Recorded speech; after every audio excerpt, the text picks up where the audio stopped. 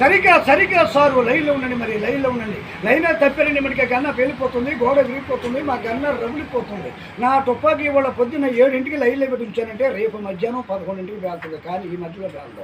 అప్పటికే నా వెనకే ఎదరికైనా పేలుతుంది. బాబు గారు, మరి మేము ఏమన్నా పెట్రోల్ ధరలు ఉండే తక్కువ వాళ్ళు అనుకున్నారా? మేము చదువులో కూడా బాగా ప్యాస్ అయిపోయాము, ఇందులో ఫెయిల్ అయిపోయా.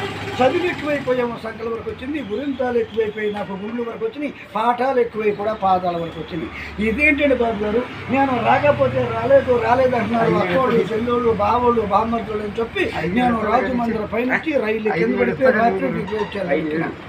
మరి వస్తా మీ అందరికీ ఏం వచ్చానంటారా? అక్కోళ్ళకి, చెల్లోళ్ళకి, బావోళ్ళకి, బామ్మర్దులకి మీ అందరికీ చూడండి.